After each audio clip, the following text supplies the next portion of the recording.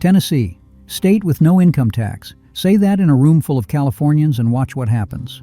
Everybody Googles Nashville, everybody sees the prices, and everybody closes the tab. But the people who keep scrolling, past Nashville, past Knoxville, past every city that already figured out it's popular, they find something else. Small towns where the houses cost less than the truck in the driveway. Tennessee is the only state in America with 3 legally separate divisions. The east has the Smokies, blue ridges stacked all the way to the horizon. The west has the Delta, flat cotton land running all the way to the Mississippi. And the middle has the rolling hills, the whiskey distilleries, and the Civil War battlefields that half the country's history books were written about. They put it right on the flag, 3 white stars in a circle, 1 for each. I searched all 3, and I found 8 properties that stopped me mid-scroll. One of them comes with 24 acres, and the seller barely wants $200 for it. One comes with a pond, an orchard, a 4-wheeler, and a riding mower. They're not even asking you to pay extra, they just don't want to move it. There's a log cabin in the mountains with a stone fireplace that weighs more than the asking price, starting at $299,000 and going all the way down to $35,000. If you're new here, I'm Joseph. I'm retired, and this is what I do instead of golf. Every week I pick a state and dig through every listing until I find the ones that don't make sense. Subscribe to my channel Tiny Bucks Houses so you see them before everyone else does. I saved the cheapest one for the very end, $35,000, and a price per square foot so low that I checked the listing 3 times before I put it on this list. You'll want to be here when we get there. Nearly 7 acres in western Tennessee where the nearest neighbor is a theory. You can't see one from the house. You can't hear one from the yard. Just open land, trees, and a 2,000 square foot home with a basement underneath it that's almost as big as the house itself. 3 bedrooms, 2 bathrooms, built in 1977. Walk in, and the first thing you feel is the floor. Pegged hardwood running through every room. Real wood, pinned the old way, the kind of floor that sounds different when you walk on it. The kitchen sits under exposed timber beams with a stone wall running along one side. Oak cabinetry wrapping the room, a cooktop, a full oven, and enough counter space that 2 people can work in here without getting in each other's way. The den has a stone fireplace that makes you want to sit down before you've even seen the rest of the house. The bedrooms are where you realize this isn't a small house pretending to be big. All 3 are oversized, the kind of rooms where a king bed still leaves you floor space on every side. Hardwood floors carry through from the main living areas, big windows in each one, ceiling fans overhead. The primary bedroom sits apart from the other 2 with its own sense of privacy. The main bathroom has a double vanity, a tub shower combo, and enough room that it doesn't feel like you're getting ready inside a closet. There's a second bath off the hallway. Upstairs, a full attic accessible by a built-in staircase framed out and open, with enough space to finish into another room, or just use as storage you'll never run out of. Now step outside, because this is where the property starts earning its price. A screened-in porch with a hot tub inside it. A pool with a full wraparound deck. A 2-car garage big enough to park a tractor in. A storage shed tucked into the trees. And behind all of it, 6.8 acres of private Tennessee land rolling out into the woods. The central HVAC is only a few months old, so the most expensive thing to replace on a house is already done. And underneath, 1,600 square feet of unfinished basement. Concrete floor, block walls, wide open. That's a workshop waiting to happen, or a second living space if you think bigger. Most houses at this price give you a house. This one gives you a house and a blank check underneath it. Now let's talk about the location. Savannah sits on the eastern bank of the Tennessee River. Population around 7,000. This is the town that calls itself the Catfish Capital. Every year they throw the Tennessee River Catfish Festival, and people drive in from 3 states to eat fried fish on the riverbank. There's a hospital, grocery stores, schools, restaurants, everything a small city needs without any of the traffic that comes with a big one. And 10 minutes south, Shiloh National Military Park, one of the most important Civil War battlefields in America. People come from all over the world to walk that ground. You drive past the sign on your way to get groceries. So here's what's in front of you.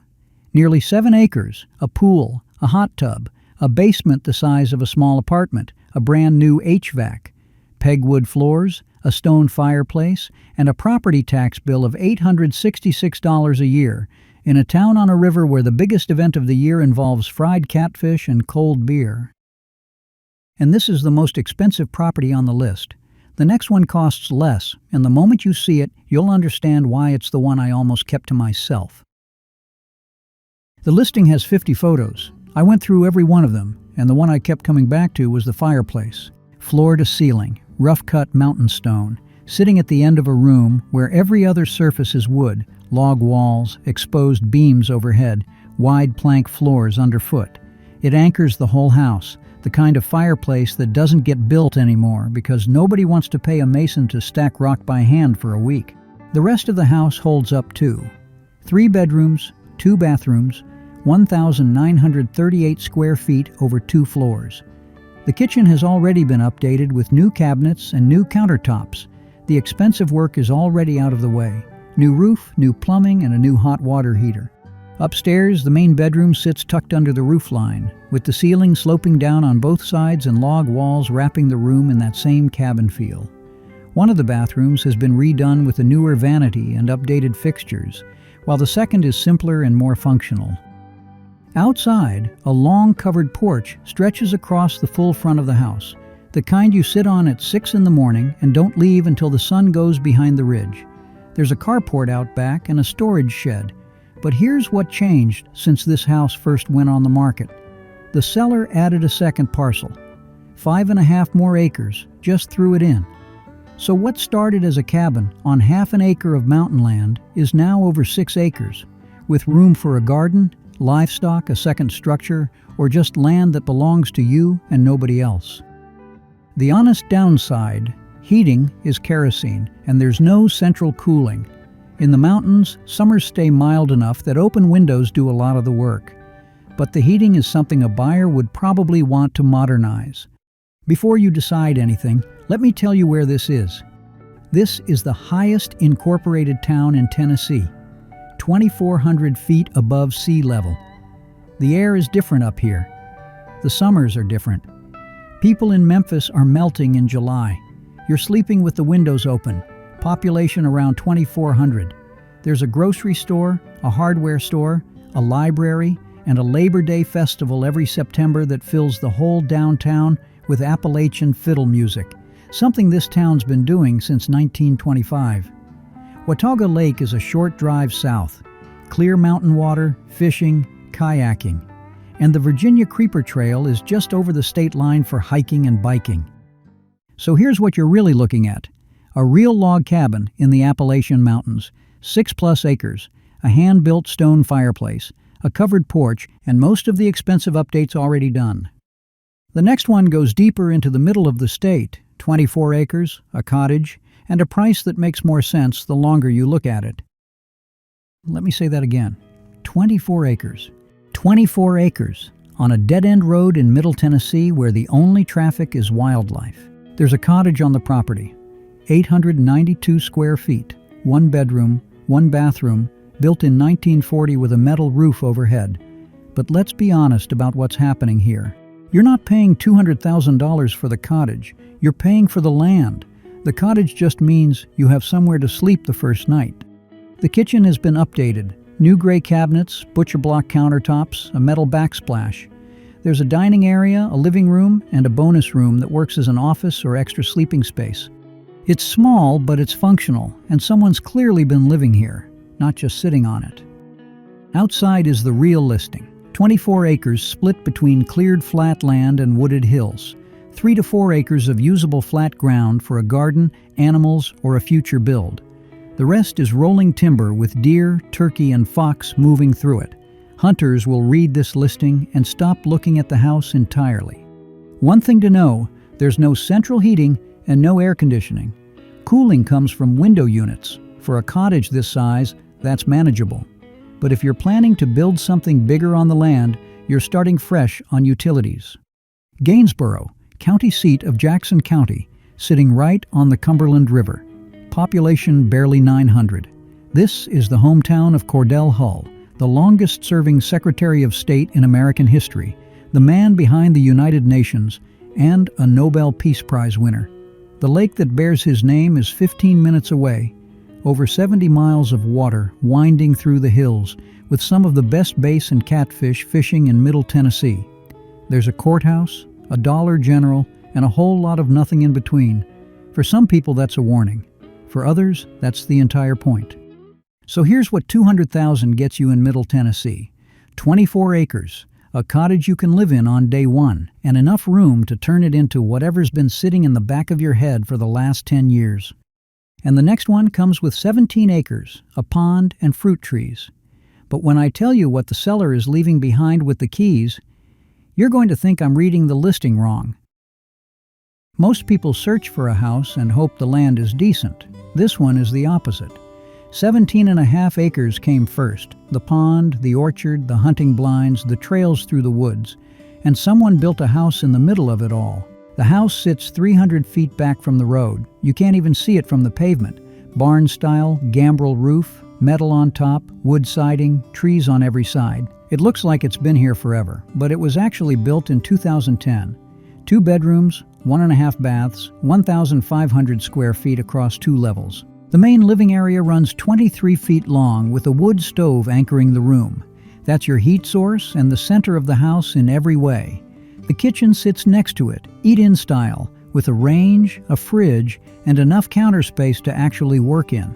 Upstairs, the primary bedroom at 16 by 10, a bonus room, a laundry area, and a second open space running 23 feet long that could become a third bedroom or whatever you need it to be.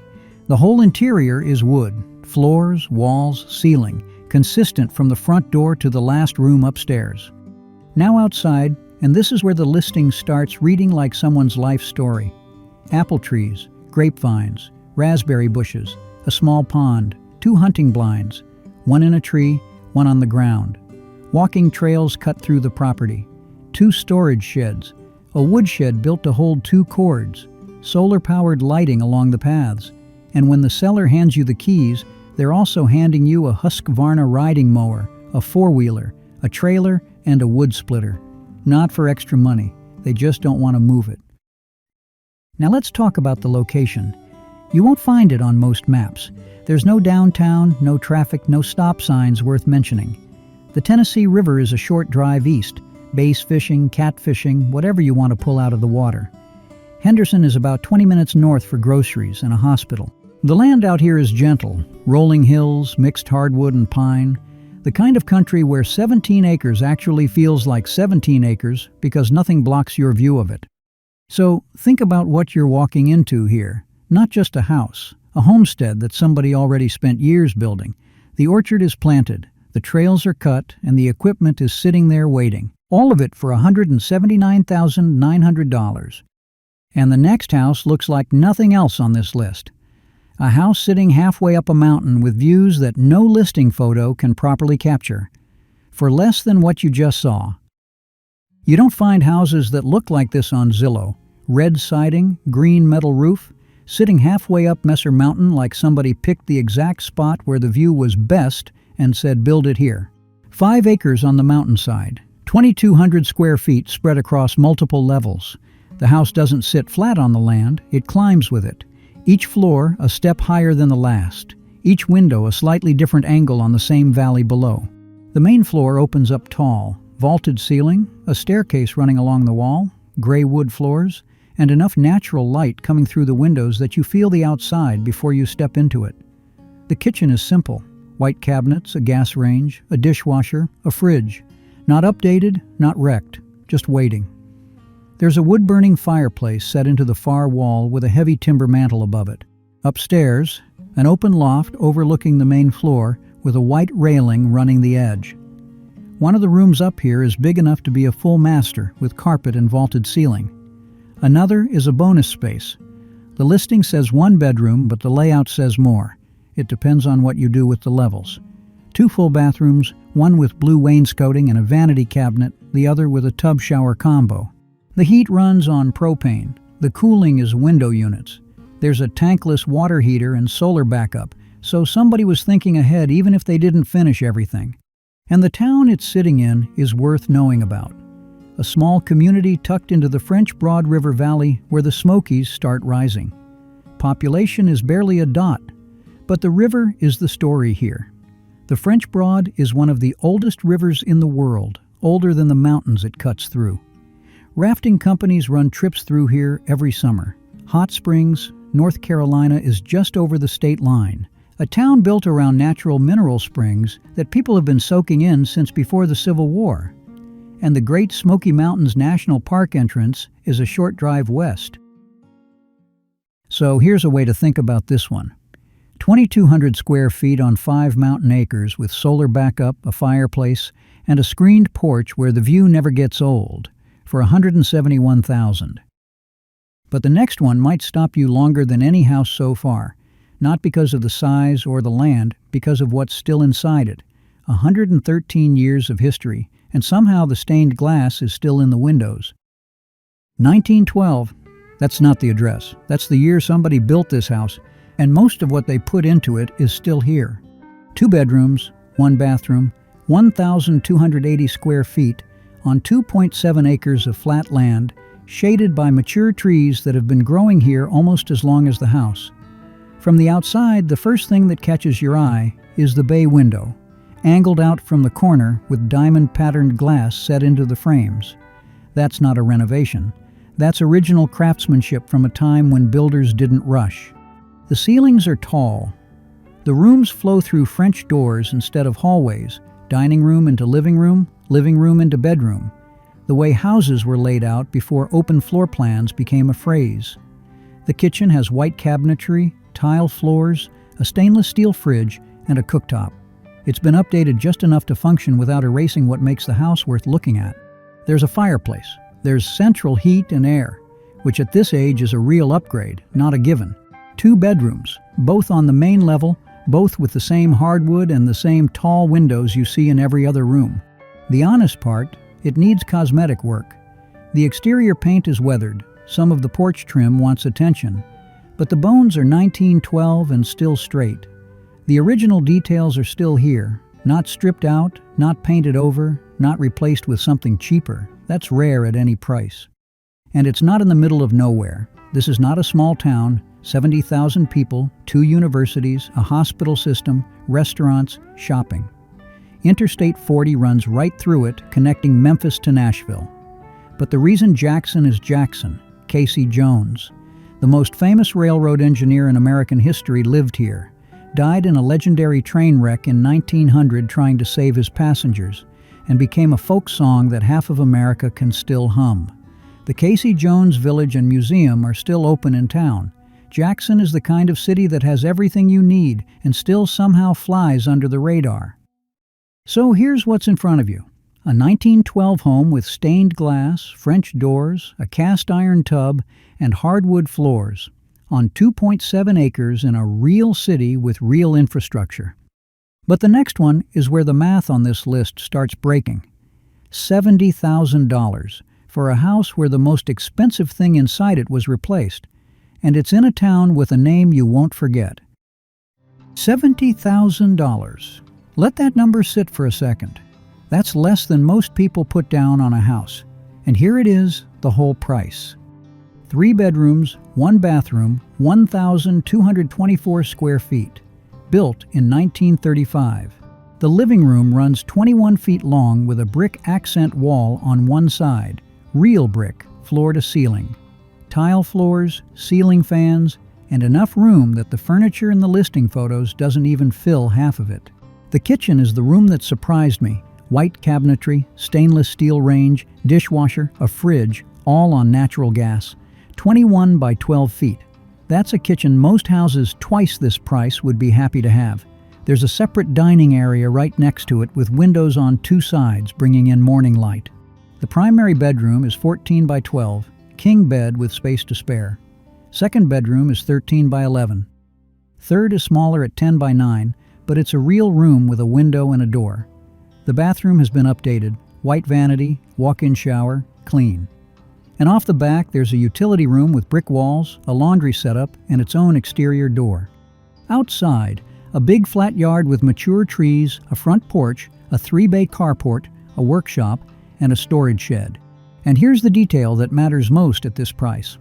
The central HVAC was replaced in 2022. Natural gas heat, central air, 3 years old. On a $70,000 house, that one upgrade changes everything. You're not moving in and immediately writing a check for the thing that breaks first. It's already done. Now, the town. The name is real. The town was founded in the 1820s and named by settlers who wanted the word itself to mean something. Population around 700. There's a post office, a volunteer fire department, and farmland in every direction. Alamo, the county seat, is about 10 minutes north. Jackson is 30 minutes south with hospitals, shopping, and everything else.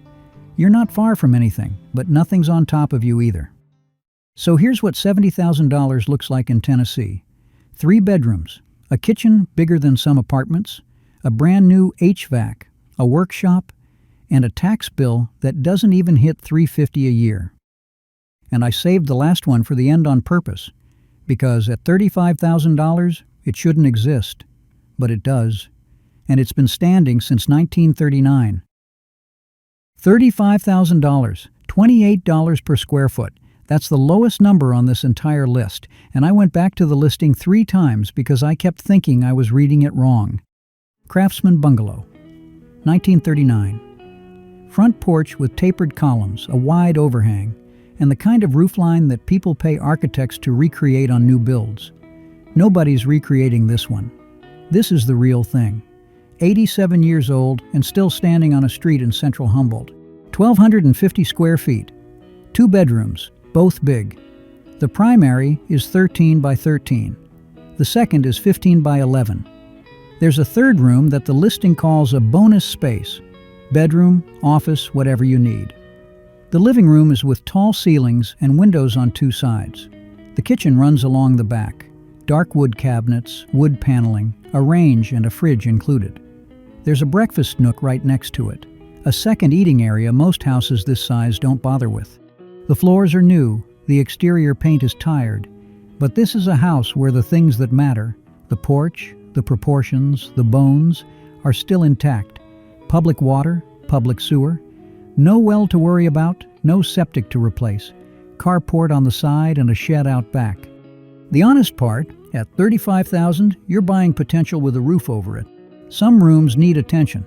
The bathroom is rough, but the structure is sound, the lot is in town, and everything that costs real money to connect, water, sewer, electric, is already there. So where exactly is this? Population around 8,000. The town was founded as a railroad junction in 1866, and the tracks still run through the center of it. There's a hospital, grocery stores, schools, a public library, and every September, Humboldt hosts the West Tennessee Strawberry Festival, one of the oldest and biggest festivals in the state, running since 1934. 30 minutes north to Jackson, an hour to Memphis. You're connected to everything without paying for any of it. So let me put it this way. A 1939 Craftsman bungalow, a front porch with columns, 3 rooms, new floors, public utilities. In a real town with a real festival and a real hospital down the road, $35,000. And that's the list. 8 properties, mountains in the east, farmland in the west. From a house with a pool and a hot tub on 7 acres to a Craftsman bungalow you could buy with what's sitting in a savings account. I started this video with a number. No state income tax. That's the line that makes people search Tennessee, but it's not what makes them stay. What makes them stay is a log cabin with a stone fireplace for under $300, a homestead where the seller hands you the keys and the 4-wheeler, a house from 1912 that nobody's bought yet. Tennessee doesn't need a marketing campaign. It just needs people to keep scrolling past Nashville. All the links are in the description. Full photos, full details, agent contacts for every property, and if you want to see what I find next week in a different state, subscribe to my channel Tiny Bucks Houses. Thanks for watching. I'll see you in the next one.